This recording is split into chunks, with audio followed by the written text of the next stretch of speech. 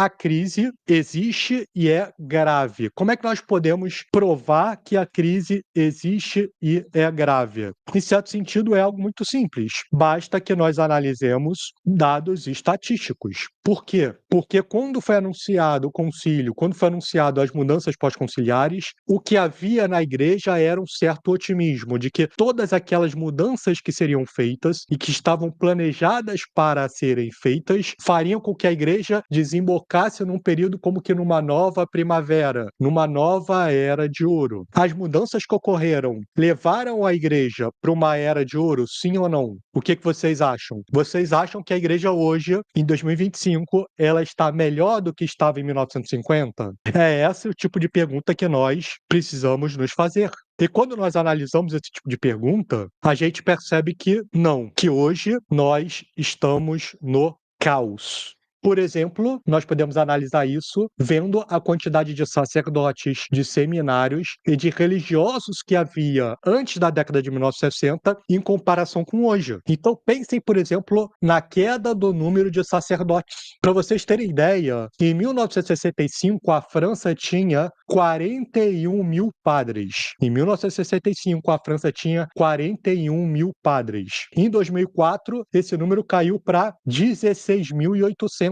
Então vejam que em 60 anos o número de sacerdotes na França caiu de 41 mil para 16 mil na França. Se analisarmos a quantidade de católicos do Ocidente, o que nós vamos ver? O mesmo padrão. Então, no Brasil, por exemplo, em 1960, 92% da nação era católica. Para ser mais preciso, 92,7% da população brasileira era católica. Hoje, caiu para 56,7%. Então, há uma queda no número de padres abrupta, há uma queda na proporção de católicos em todo o Ocidente, também no número de seminaristas. Para vocês terem ideia, de 1965 para 2002, o número de seminaristas nos Estados Unidos caiu em 90%. Pessoal, para onde a gente olha, os números são caóticos. Vamos focar agora na proporção de religiosos, na quantidade de religiosos numa nação. Vamos lá. Nos Estados Unidos, o número de religiosas era de 180 mil em 1965 e caiu para 75 mil em 2002.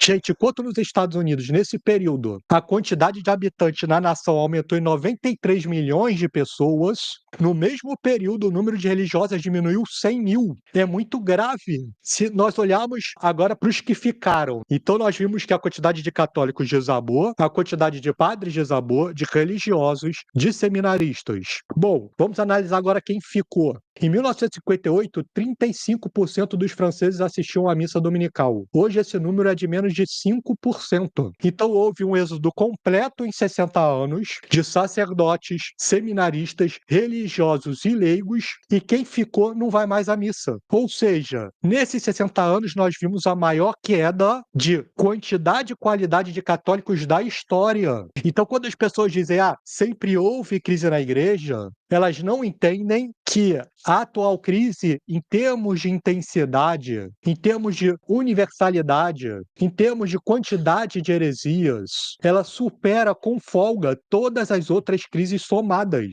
É algo muito grave, que já não é mais uma crise de um ponto da fé só. Então, quando se fala da crise ariana, que foi a segunda maior crise da história da igreja, era uma disputa acerca de um ponto da fé, que é fundamental, que é se Cristo é ou não Deus. Mas era um ponto. Hoje, todos os pontos da fé são desafiados. Se desafia que Cristo é Deus. Se desafia que Nossa Senhora é mãe de Deus, Teotocos. Se desafia que Nossa Senhora foi assunta aos céus. Se desafia a presença real de Nosso Senhor na Eucaristia. Se desafia que Nosso Senhor fundou uma igreja fora da qual não há salvação. Porque hoje se diz que no protestantismo há elementos de santificação. Hoje, sobre todos os pontos, há disputa. Não consegue perceber que a crise hoje é incomparavelmente maior do que em qualquer tempo antes visto. É uma crise que não se nega apenas uma verdade, como eu disse, mas todas. Não é algo local. Então houve vários crises na igreja que foram locais,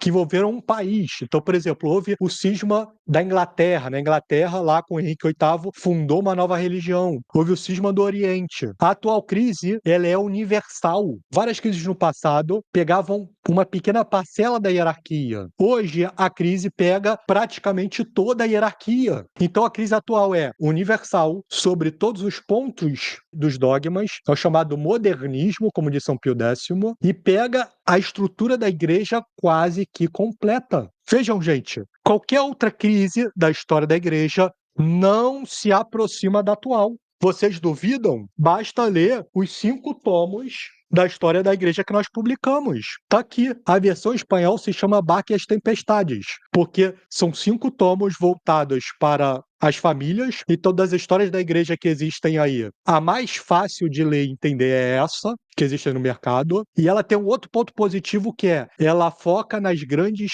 tribulações que a igreja passou, como as lutas da igreja contra o judaísmo, o arianismo, o islamismo, o protestantismo, a Revolução Francesa e o modernismo. Então, quando vocês lerem isso aqui, que está no QR Code com frete grátis, vocês vão perceber que a crise atual é a soma de todas essas crises juntas. Não é à toa que o próprio Papa Paulo VI vai dizer em 1968 o seguinte, que a igreja se acha em uma hora de inquietude, de autocrítica, diríamos mesmo de autodemolição. Então o Papa Paulo VI percebe o tamanho da crise e vai dizer que a igreja se encontra num estágio de autodemolição. E 4 anos depois, o mesmo Papa vai dizer: a fumaça de Satanás entrou no templo de Deus. A fumaça de Satanás. A dúvida, a incerteza, a problemática, a inquietação, a insatisfação, a confronto. Advieram, porém, jornadas de nuvens, de tempestade, de escuridão,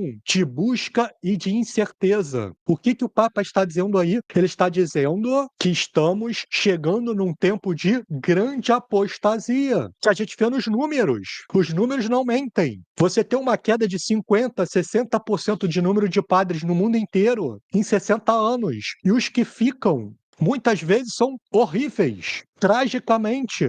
Basta verem o nível do clero hoje, pessoal. É bom ou é ruim?